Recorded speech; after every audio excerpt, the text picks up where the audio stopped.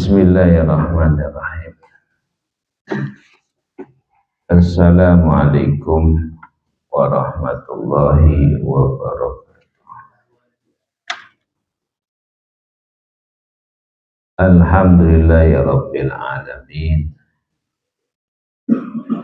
Wassalatu wassalamu ala nabiyyina Muhammadin wa ala alihi wa ashabihi ajma'in. Amma ba'du.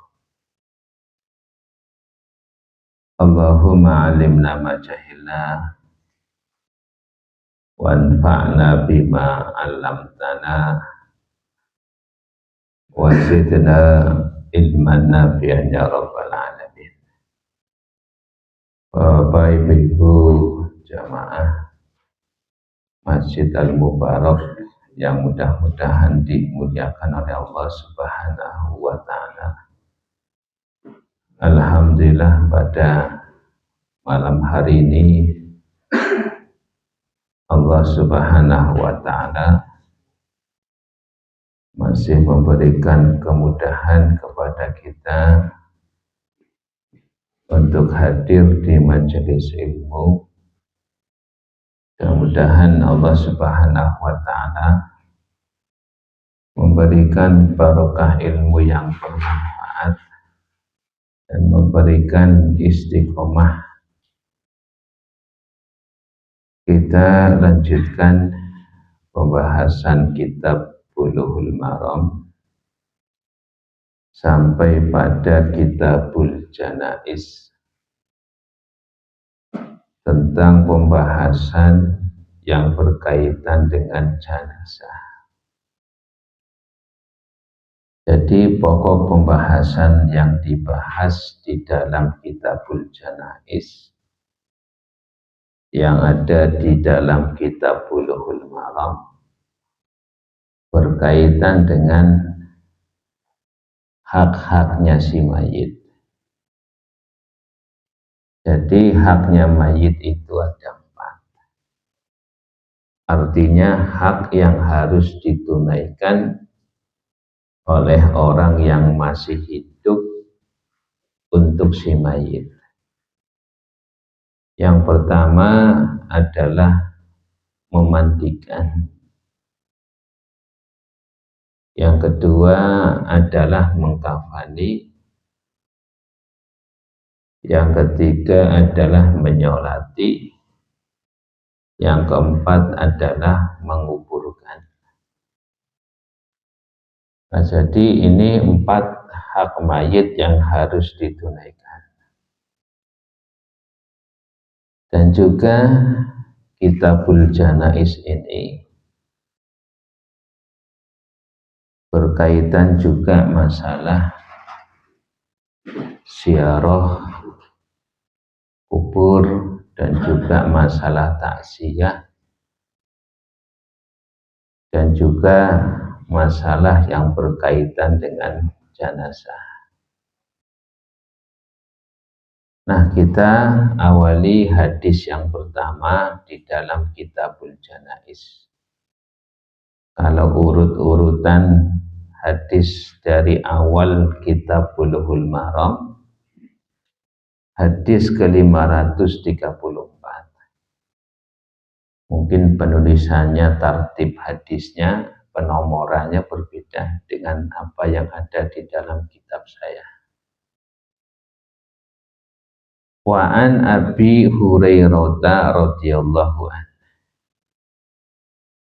Dari sahabat Abu Hurairah radhiyallahu anhu, qala, beliau berkata,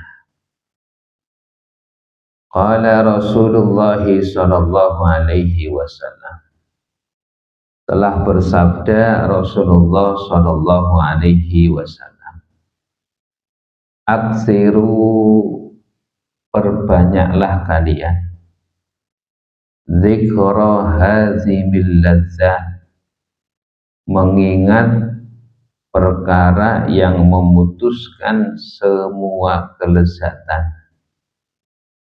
Al-mautu, yaitu kematian.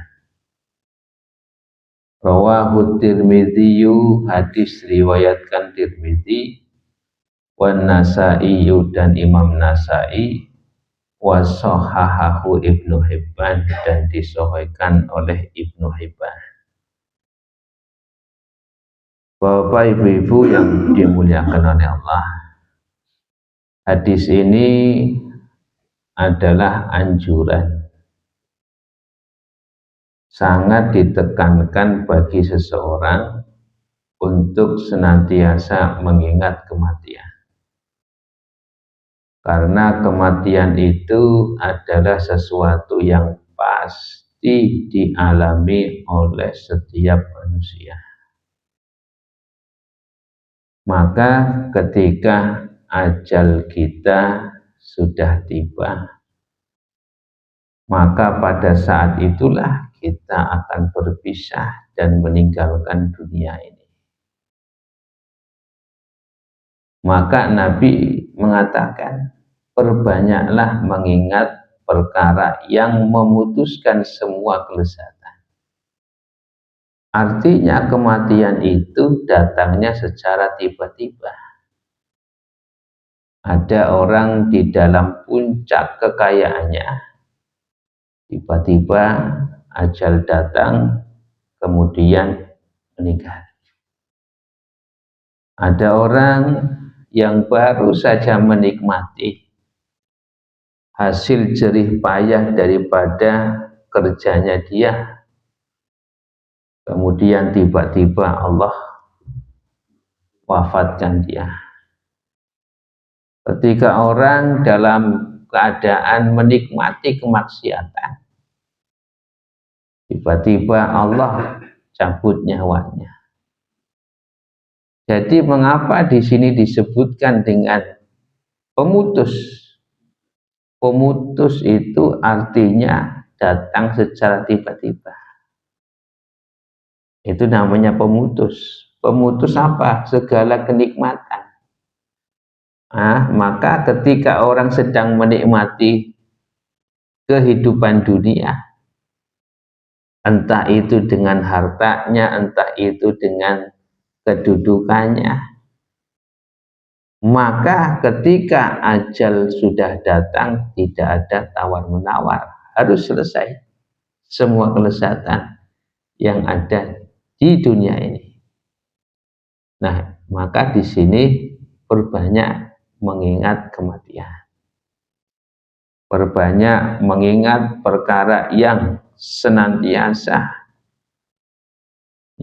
menjadi momok bagi seseorang yang tidak siap. Nah, maka di dalam hadis ini para ulama menyampaikan anjuran banyak mengingat kematian. Anjuran banyak mengingat kematian itu sebagai ibrah, sebagai nasihat. Maka para ulama menerangkan mengingat kematian ada banyak maslahat. Di antara maslahatnya adalah yang pertama, manusia itu ketika mengingat kematian maka dia mempersiapkan diri. Mempersiapkan diri menghadapi kematian itu dengan amal soleh. Menghadapi atau menyiapkan kematian itu dengan bertaubat kepada Allah. Itu namanya apa? Menyiapkan kematian. Bukan menyiapkan kematian itu mengumpulkan banyak harta supaya anak cucunya itu dapat warisan. Tidak. Artinya menyiapkan kematian itu dengan amal soleh, dengan senantiasa bertaubat kepada Allah Subhanahu wa ta'ala. Ini yang pertama. Yang kedua, para ulama menyampaikan sebagaimana yang disampaikan oleh Syekh Shalih Ibn Fauzan hafizallahu ta'ala, beliau menyampaikan mengingat kematian itu akan menjadikan seseorang itu qanaah, Qanaah itu artinya menerima apa saja yang diberikan oleh Allah, meskipun sedikit diterima. Nah, dan menjadikan manusia itu tidak tamak terhadap dunia. Kenapa demikian? Karena dia yakin yang dibawa mati itu bukanlah hartanya, akan tetapi yang akan menjadi bekal adalah amal solehnya, bukan hartanya. Kalau orang mati, hartanya itu tidak akan dibawa, dan hartanya itu akan menjadi warisan. Sebanyak apapun harta yang dimiliki oleh manusia, kalau sudah mati tidak akan dibawa. Nah, maka bagi orang yang senantiasa mengingat kematian, cukup hartanya itu digunakan untuk taat kepada Allah.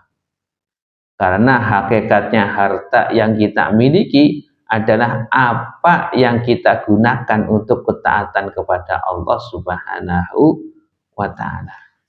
Jadi orang yang banyak mengingat kematian itu tidak tamak Pak kepada dunia. Nah itu. Nah maka kesimpulan daripada hadis ini, anjuran dari Nabi Muhammad SAW untuk senantiasa mengingat kematian. Kemudian hadis yang selanjutnya, hadis 535. Wa an Anasid, dari sahabat Anas radhiyallahu anhu. Qala, beliau berkata, qala Rasulullah, telah bersabda Rasulullah sallallahu alaihi wasallam, la yatamannayanna ahadukumul mauta, janganlah salah satu di antara kalian berharap kematian. Lidurrin nazala bihi, karena kesusahan yang menimpanya.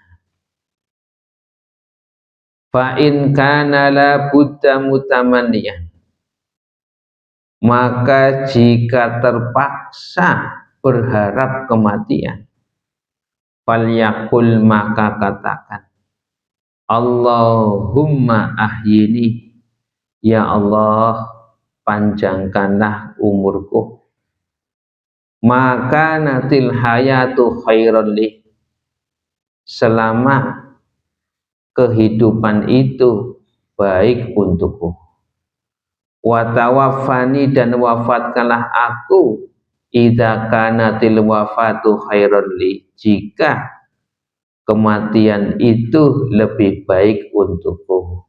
Muttafaqun alaih. Hadis ini Bapak Ibu menerangkan seseorang itu tidak boleh berharap mati. Ya, orang itu tidak boleh berharap mati karena cobaan musibah yang menimpanya. Nah, jadi ketika Bapak Ibu ditimpa musibah dan sangat berat menghadapi musibah itu, dan sangat berat menghadapi cobaan itu, maka jangan berharap mati. Ketika ditimpa sakit dan sakitnya itu tak kunjung sembuh, sudah berobat ke sana kemari tetap sakitnya itu malah tambah, maka di dalam hadis ini Nabi mengingatkan jangan berharap kematian. Ya, jangan berharap mati.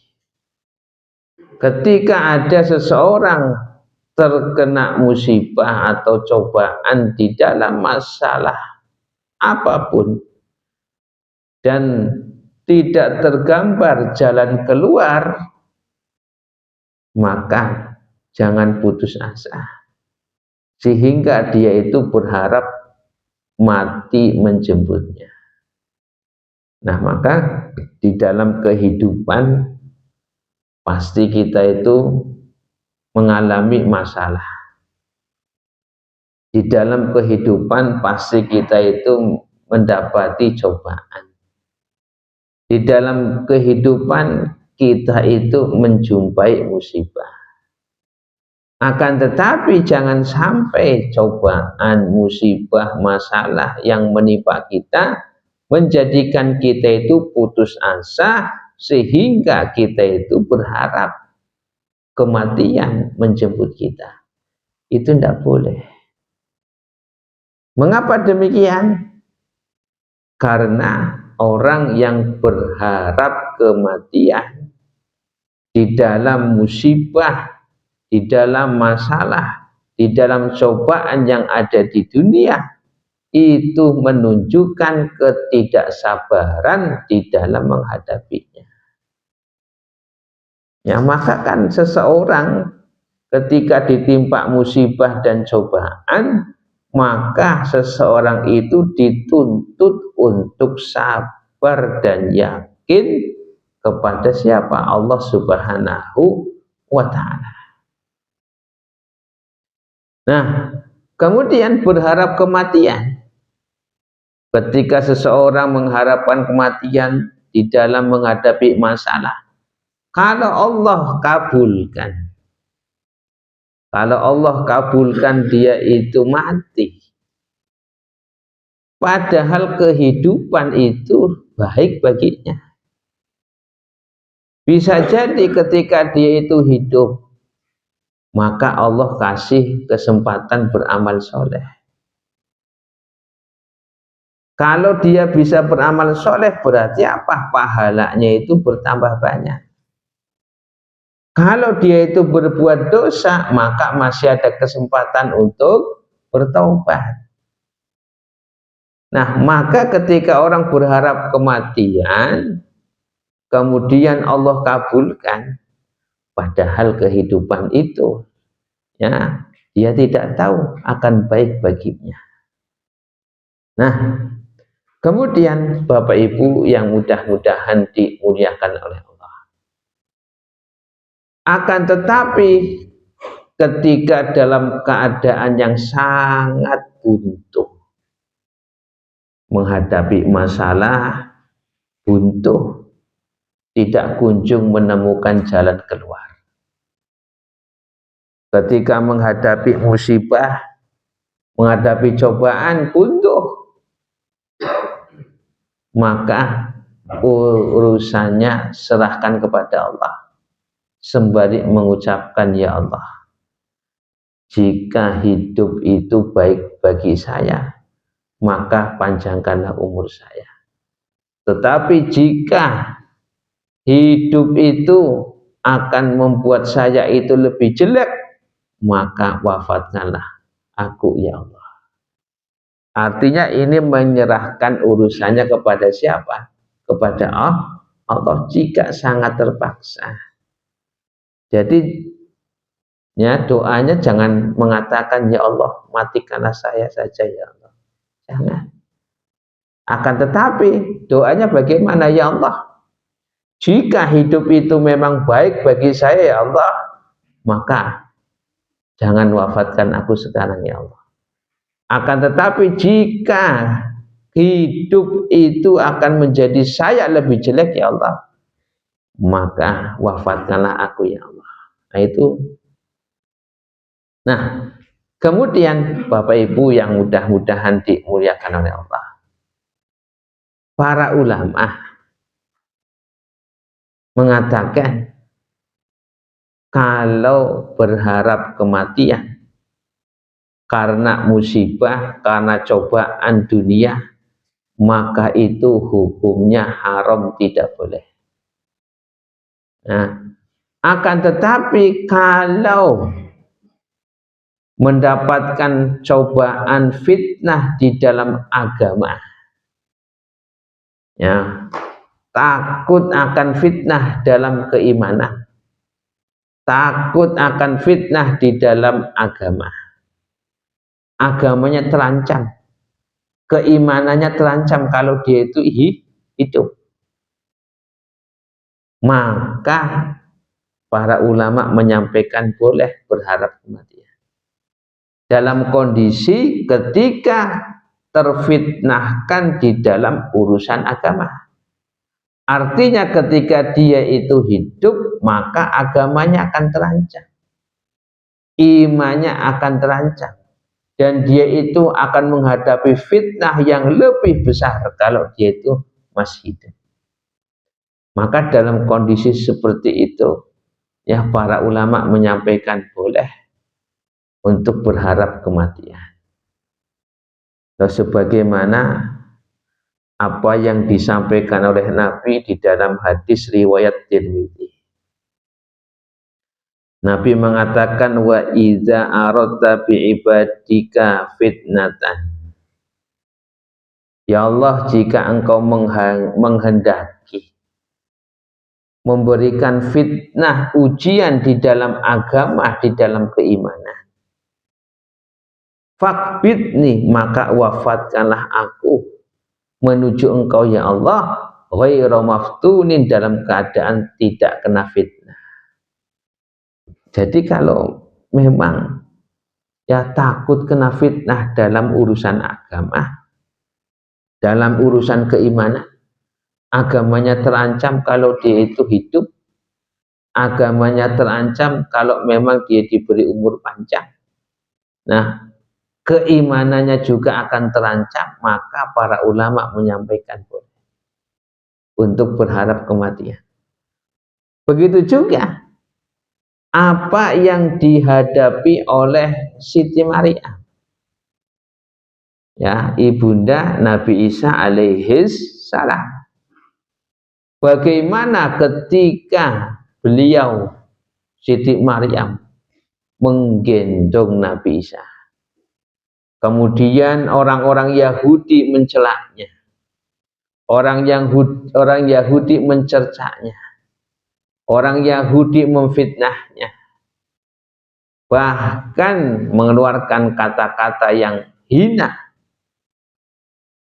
Maka ketika itulah Siti Maryam menggambarkan kalau diteruskan hidup, maka dia itu akan menghadapi cobaan fitnahan yang demikian. Apa yang dikatakan oleh Siti Maryam? Siti Maryam mengatakan, wa qalat ya laitani mittu qabla hadza wa kuntu nasyam mansiyah. Siti Maryam mengatakan, duhai sekiranya aku ini mati sebelum kejadian seperti ini, dan aku ya nasyam mansiyah tidak ada, tidak disebutkan oleh orang-orang, tidak bikin heboh orang. Nah, maka para ulama menyampaikan kalau ya sekiranya ada orang takut kena fitnah dalam urusan agama, keyakinan dan keimanan, maka boleh untuk apa? Untuk berharap kematian. Nah, kemudian Bapak Ibu yang mudah-mudahan dimuliakan oleh Allah, sikap yang terbaik ketika kita itu menghadapi cobaan, menghadapi ujian, sikap yang terbaik adalah menyerahkan semua urusan kepada Allah, sembari kita itu berikhtiar, berusaha untuk keluar dari masalah tersebut. Ini sikap yang terbaik. Jangan mencela diri sendiri, apalagi sampai bersuudzon kepada siapa? Kepada Allah Subhanahu wa Ta'ala. Ini tidak boleh. Nah, Bapak Ibu yang mudah-mudahan dimuliakan oleh Allah Subhanahu wa Ta'ala, berikutnya hadis ke-536. Wa an Buraidah radhiyallahu an, dari sahabat Buraidah radhiyallahu an, anna Nabiyya sallallahu alaihi wasallam qala, bahwasanya Nabi sallallahu alaihi wasallam qala, beliau bersabda, Al-mu'minu, seorang mukmin, yamutu, dia itu akan mati, akan meninggal, bi araqil jabin, dengan peluh di dahinya. Rawahu salasatu, hadis diriwayatkan Imam Salasah, wa sahahahu Ibnu Hibban, dan disahihkan oleh Ibnu Hibban. Ini artinya tanda sakaratul maut. Ya, orang mukmin ya ketika dalam sakaratul maut itu menghadapi kesusahan. Sampai-sampai Nabi mengatakan inna lil mauti la sakarat. Sesungguhnya kematian itu memiliki apa? Sakarat. Sakarat itu artinya keadaan yang susah, berat.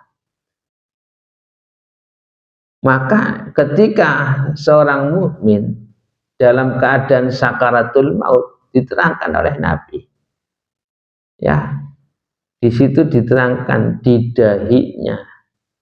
Oh, kalau bahasa dahi itu apa namanya di sini? Kalau Syekh Shalih Fauzan itu mengatakan ya antara jabhah kening dengan apa uzun. Uzun itu telinga. Jadi di sini tuh.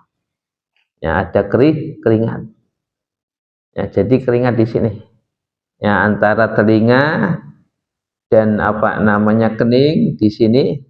Ya kalau bahasa pesan itu pilingan itu sini. Ya. Kalau bahasa pesantrennya itu namanya pilingan di sini. Jadi banyak keringat. Itu menunjukkan dia itu sedang menghadapi kesusahan. Ya bagaimana nyawa itu akan berpisah dengan jasad. Loh, mengapa demikian? Apa hikmahnya? Allah itu ya memberikan kesusahan menghadapi kematian, sakit, supaya Allah itu memberikan apa? Ampunan. Dengan apa? Dengan rasa sakitnya itu ketika sakaratul maut. Nah, maka kalau orang apa namanya menghadapi kematian, yaitu tanda-tandanya di sini itu apa? Berkeringat. Nah, makanya Bapak Ibu kalau pernah apa namanya melihat orang dalam sakaratul maut, yaitu sudah napasnya terengah-engah, nah kemudian nanti di sini apa? Keluar ke keringat dan merasakan kehausan. Nah, jadi demikian. Ya, orang kalau sudah napasnya terengah-engah, kemudian merasa kehausan, kemudian ya di apa namanya pilingan ini ada bercucur apa namanya keringat, itu sedang menghadapi apa? Sakaratul maut. Yaitu apa namanya harus diambil tindakan. Ya, artinya itulah sudah, apalagi kalau sudah mulut terkunci. Ya, mulut terkunci artinya apa? Sudah tidak masuk makanan sama sekali. Napasnya sudah terengah-engah, itu tandanya orang menghadapi sakaratul maut. Ya, pandangannya kosong. Nah, ya, kemudian dahinya itu berkerut, kemudian mengeluarkan apa namanya keringat, terus merasakan kehausan, napasnya terengah-engah. Nah, itulah sudah dalam keadaan sakaratul maut. Nah, maka disitulah perlu diambil tindakan demikian. Nah, ini makna hadis al-mu'minu yamutu bi araqil jabin. Seorang mukmin meninggal ya dengan apa? Peluh di dahinya. Artinya ini menunjukkan tanda-tanda kematian. Tanda-tanda orang menghadapi sakaratul maut, susah, sakit itu di dalam menghadapinya. Dan semua orang ya mukmin itu apa namanya akan mengalami yang demikian. Nah, kemudian ada yang menafsirkan hadis ini ya dengan tafsiran bahwasanya seorang mukmin itu harus senantiasa bersusah payah, berusaha untuk mencari kasab yang halal.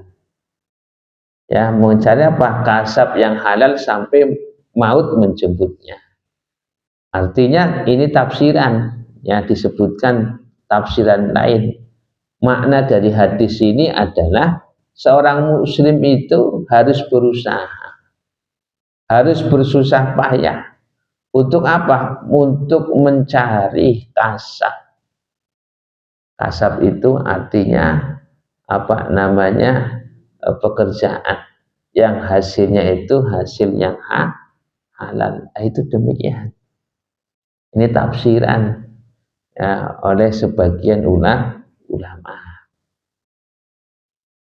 Nah, maka di dalam hadis ini para ulama mengambil kesimpulan hukum bahwasanya tanda-tanda orang menghadapi sakaratul maut itu ada peluh keringat di dahinya. Nah, itu demikian. Ya, jadi Bapak Ibu kalau apa namanya melihat orang yang sudah demikian, ya sudah harus dibacakan talqin, harus ditalqin.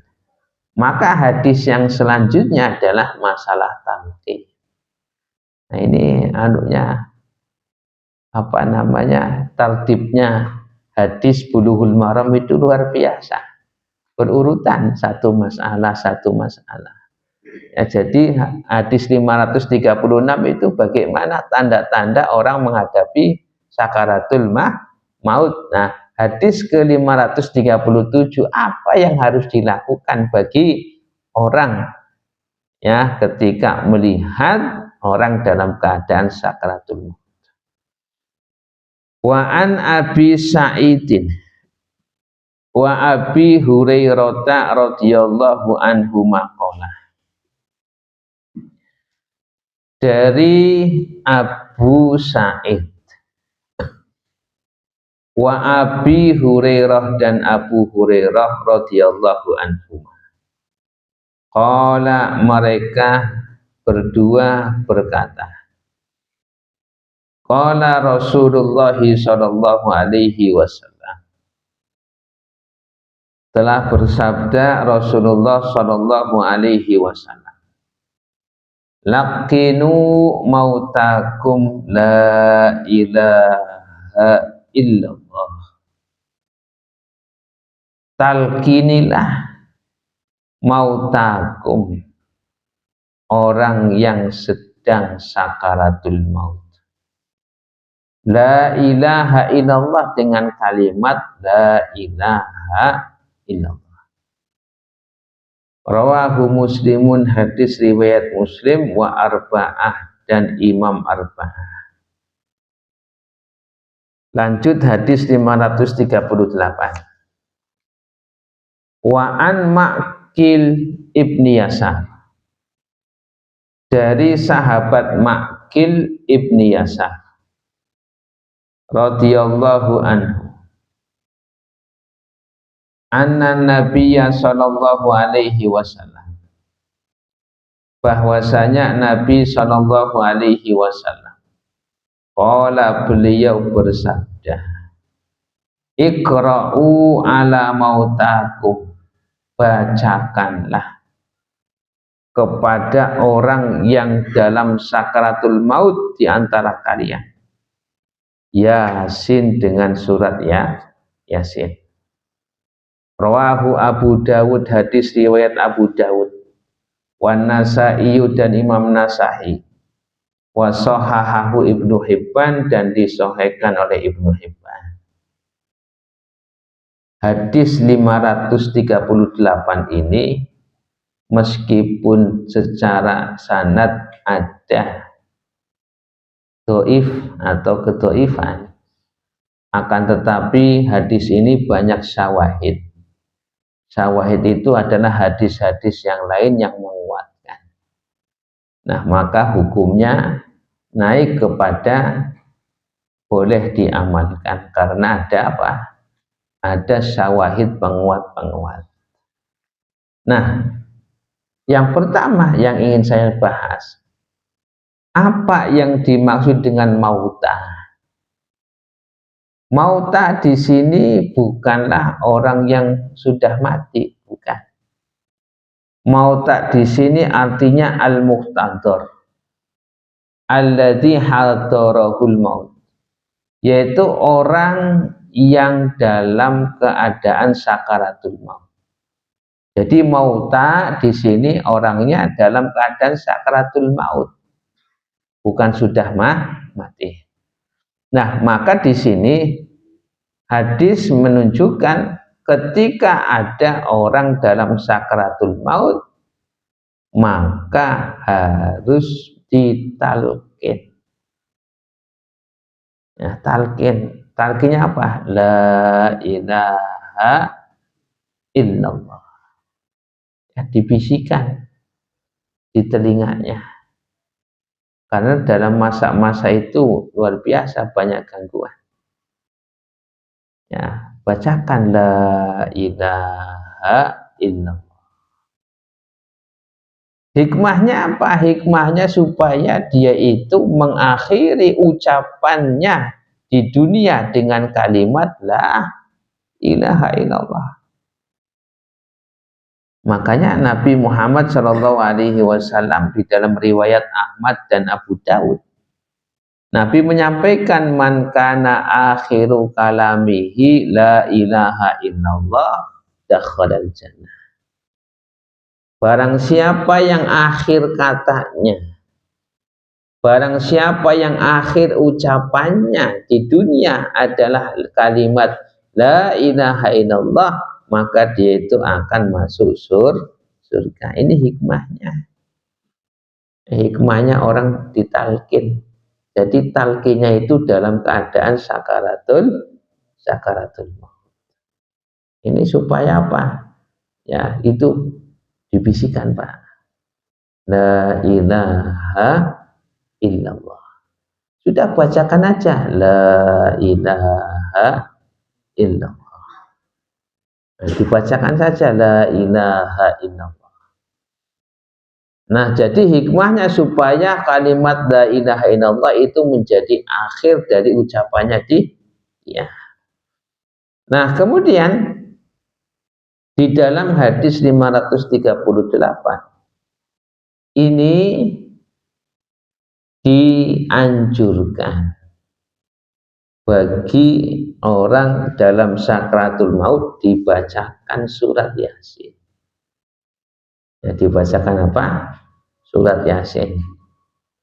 Nah, sebagian ulama menerangkan, ya, karena surat Yasin ini bisa mempermudah keluarnya ruh dari jasad. Ini sebagaimana yang disampaikan oleh Syekh Shalih bin Fauzan rahimahullah hafizallahu taala. Beliau mengatakan, sebagian ulama mengatakan bahwasanya surat Yasin inilah yang akan memudahkan keluarnya ruh dari jasad. Nah, jadi demikian. Ya, jadi disunahkan meskipun hadisnya dhaif, tetapi ada syawahid yang menguatkan hadis ini bisa diamalkan. Bahkan Ibnu Taimiyah rahimahullahu ta'ala di dalam kitab Al-Ikhtiyaratnya, beliau itu mengatakan wal qira'atu 'alal mayyiti ba'da mautihi bid'ah. Ya, jadi kalau ada mayit, ya sudah mati orangnya, dibacakan surat, ya itu adalah perbuatan yang bid'ah. Bi khilafil qiraati 'alal muhtadhar, berbeda dengan membacakan surat ya kepada orang dalam keadaan sakaratul maut, fa inna hatustahabbu biyasin, dan disunahkan untuk dibacakan kepada orang dalam sakaratul maut dengan surat Yasin. Ini Ibnu Taimiyah di dalam kitab Al-Ikhtiyaratnya demikian.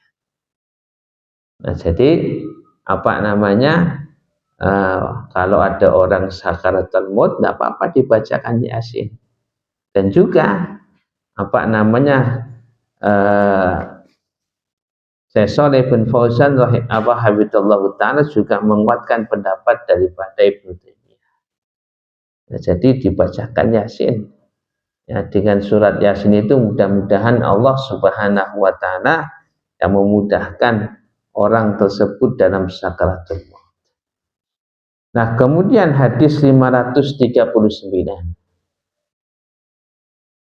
Ini ada apa namanya kasus ketika Abu Salamah. Abu Salamah itu suami pertamanya Ummu Salamah. Sebelum ya dengan Nabi, Ummu Salamah itu ya apa namanya menikah dengan Abu Salamah.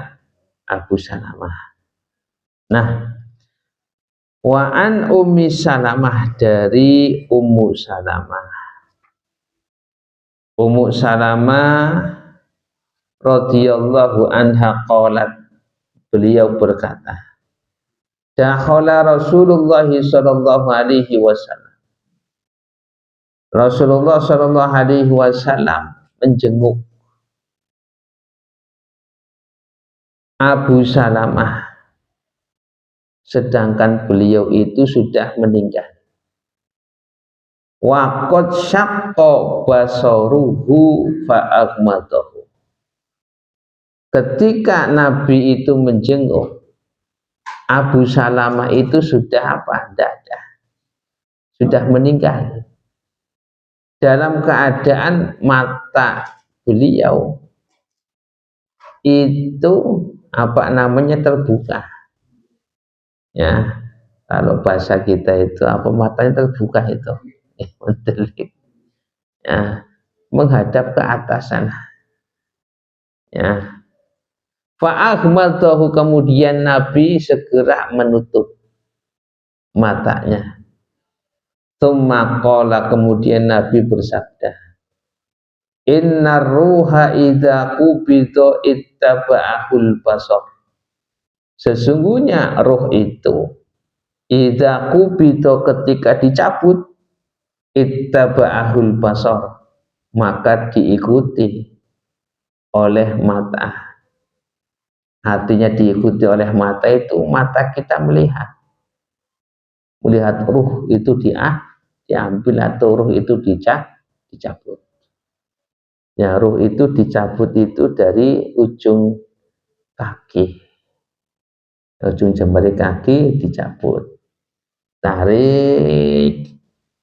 Nah, kemudian apa namanya sampai nanti tenggorokan. Kalau di tenggorokan itu sudah bunyi, Pak.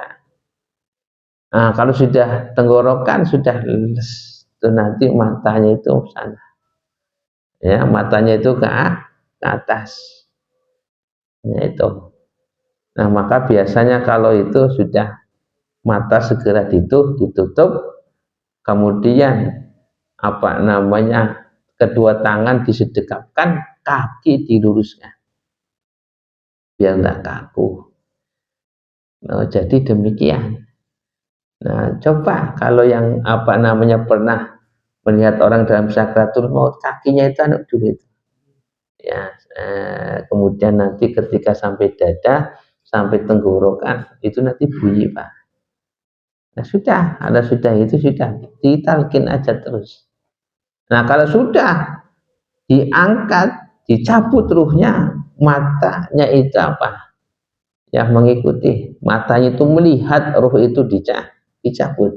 Nah, kemudian Nabi itu memejamkannya. Kemudian sembari Nabi bersabda, sesungguhnya ruh ketika dicabut, mata itu melihat dan mengikutinya. Fatujjan nasun min ahli, maka terdengarlah suara di situ. Suara apa? Tangisan. tangisan manusia dari keluarganya Abu Salamah. Nah, ketika keluarga Abu Salamah itu mendengar, melihat Abu Salamah sudah tidak ada, maka disitulah menangis. Ya, ramai di situ. Kemudian Nabi mengingatkan, la tad'u ala anfusikum illa bi khair. Janganlah kalian mendoakan atas diri kalian kecuali yang baik-baik. Jadi ketika kita mendengarkan kematian atau melihat kematian dari kerabat kita, sudah ucapkanlah yang baik. Ya, jangan mencela, jangan mengeluh, ya, jangan mencerca, jangan menunjukkan sikap itu enggak menerima. Sehingga apa? Mengeluarkan kata-kata yang itu adalah sebagai doa yang jelek. Makanya kata Nabi, jangan mendoakan bagi diri kalian kejelekan, jangan. Kecuali doa yang baik-baik saja. Artinya keluarkanlah ucapan-ucapan yang baik. Jangan sampai keluar ucapan-ucapan yang jelek yang itu akan menjadi doa.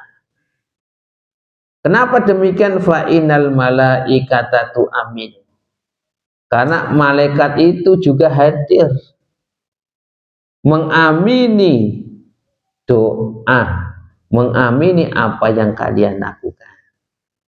Nah, makanya kalau kita melihat, mendengar kerabat kita itu meninggal, sudah, ya, ucapkanlah yang baik-baik, jangan ucapannya tidak baik, karena itu akan menjadi doa.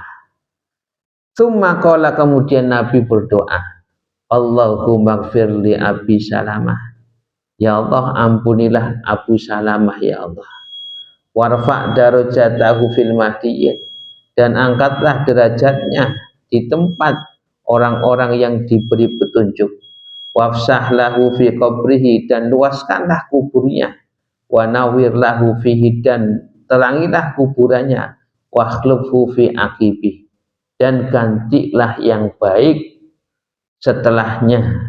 Rawahu Muslim, hadis riwayat Muslim. Baik, itu saja yang bisa saya sampaikan, mudah-mudahan bermanfaat. Sudah ada keputusan sidang isbat atau belum? Subhanallah. Assalamualaikum warahmatullahi wabarakatuh.